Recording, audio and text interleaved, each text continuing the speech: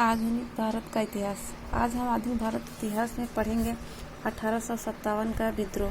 तो शुरू करते हैं। 1857 का विद्रोह संक्षेप में पढ़ेंगे, आज पूरा कंप्लीट करेंगे हम लोग।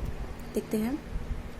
1857 की क्रांति से पूर्व भारत में कई अन्य स्थानों पर भी विद्रोह के स्वर फूटने लगे थे, जो इस प्रकार हैं। पहला देखते हैं।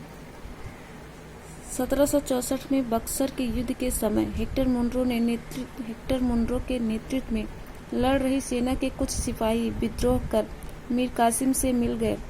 अधिकारियों ने 30 सिपाहियों को तोपों के मुंह पर बांध कर उड़ा दिया था। दूसरा क्या है?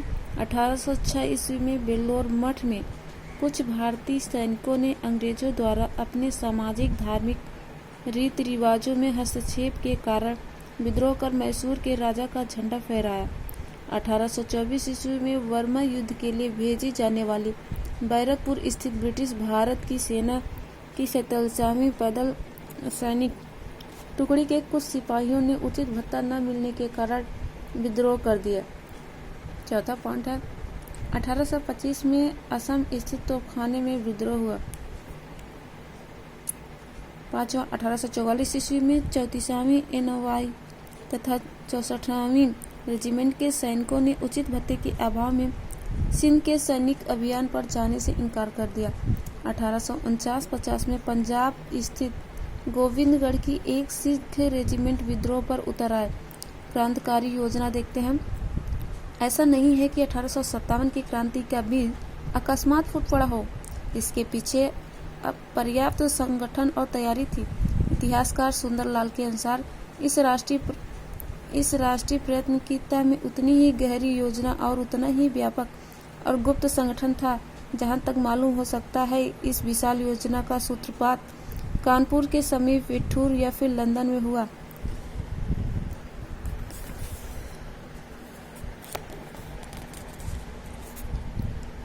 कुछ इतिहासकार मानते हैं कि नाना साहब भोगोपंत या धोंदूपंत के निकटतम अजीमुल्ला खां तथा सतारा के अबदस्त राजा के निकटवर्ती रंगोजी बापू लंदन में विद्रोह की योजना बनाई।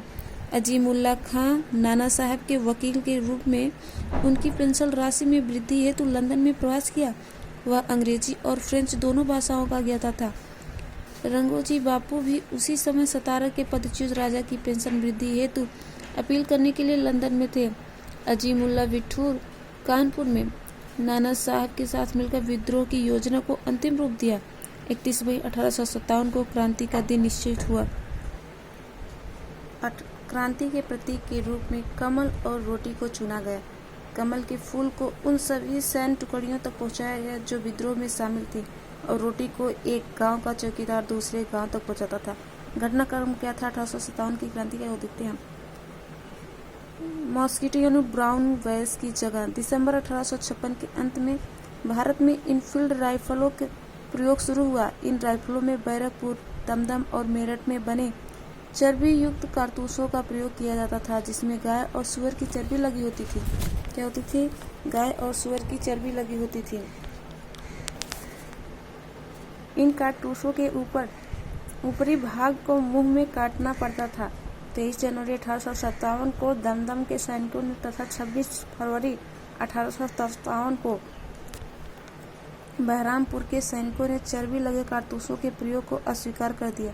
चर्बी युक्त कारतूसों के प्रयोग के विरुद्ध पहली घटना 29 मार्च 1857 को बैरकपुर की छावनी में घटी, जहां 34वीं NI रेजिमेंट के बंगल पांडे नामक एक सिपाही ने चर्बी लगे कारतूस के प्रयोग से इनकार करते हुए अपने अधिकारी और लेफ्टिनेंट जनरल ह्यूसॉन की गोली मारकर तथा लेफ्टिनेंट बाग को अपनी तलवार के एक ही वार से हत्या कर दी। इस समय बैरकपुर में lieutenant sir John Bennett Harris commanding अफसर था। मंगल पांडे को चर्बी वाले कारतूस के बारे में पहली जानकारी माता दीन ने दी थी। मंगल पांडे उत्तर प्रदेश के तत्कालीन गाजीपुर, अब बलिया जिले के रहने वाला था। वह बंगाल स्थित बैरकपुर छावनी की इन्फेंट्री का जवान था। 9 अप्रैल 1857 को सैनिक अदालत के निर्णय के बाद मंगल पांडे को फांसी की सजा दी गई। 24 अप्रैल 1857 को तीसरी देसी घुड़सवार सेना के 90 लोगों ने चर्बी युक्त कारतूस लेने से इनकार कर दिया। उनमें से 85 को 9 मई को बर्खास्त करके 10-10 साल की सजा दी गई। इस घटना से मेरठ में तैनात सिपाहियों में एक आम विद्रोह भड़क उठा। 1857 की क्रांति का तात्कालिक कारण चर्बी लगे कारतूस यानी धर्म में हस्तक्षेप का संदेह था। इन कारतूसों के प्रयोग के खिलाफ सैनिकों ने विद्रोह कर दिया, लेकिन इस विद्रोह का प्रमुख एवं अस्थायी कारण ब्रिटिश साम्राज्य की नीतियां थीं।